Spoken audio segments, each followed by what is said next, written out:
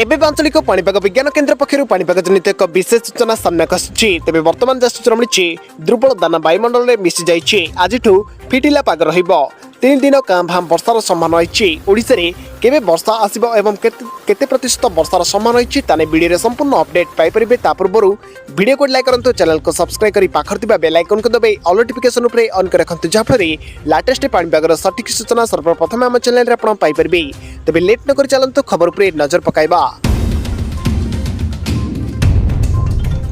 तेज बर्तमान जहाँ सूचना मिली विशेष वर्षार संभावना नहीं, काँ भाँ वर्षा हो पारे। 31 तारिख पर्यंत पाग प्रायतः सुखिला रहिबो एभली पूर्वानुमान करिसेंती भुवनेश्वर आंचलिक पाणीपाग केन्द्रर मुख्य मनोरमा महांती। बात्या दाना दुर्बल हेबा परे स्पष्ट चिन्हट लघुचाप अवस्था उत्तर ओडिशा रे उपरे रहिछि। सोमवार सकाळ सुधा यह वायुमंडल रे मिसि जिबार संभावना रहिछि। आउ प्रभाव नाही बात्या दानार। अनुमानिक करा जाउछि जे आजिटु पाग प्रायतः सुखिला रहिबो। उत्तर ओडिशार अल्प स्पष्ट स्थान रे हालुकर मध्यम वर्षार संभावना रहिछि। सोमवार काँ भाँ वर्षा हो पारे। 29, 30, 31 तारिख में एभली पाग रहिबो। दाना प्रभाव जो शनिवार राज्य में अधिकांश स्थान में मेघुआ पाग रही। प्रायतः दिनर तापमात्रा 27 ରୁ 28 डिग्री सेल्सियस रही। दक्षिण ओडिशा रे पारदर 30 टपिथिला। रातिर तापमात्रा भी कमी। फुलबाणी रे रातिर तापमात्रा 17 डिग्री सेल्सियस रही।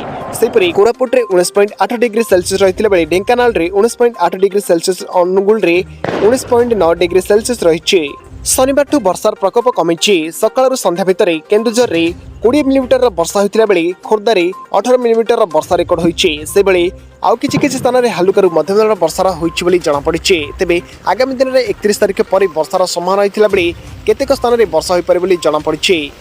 आपण मैंने क्यों जिलूर आम वीडियो को देखुं आपण अंचल में वर्षार परिमाण किभली रही वीडियो कमेंट बॉक्स में निश्चय कमेंट कर जनातु।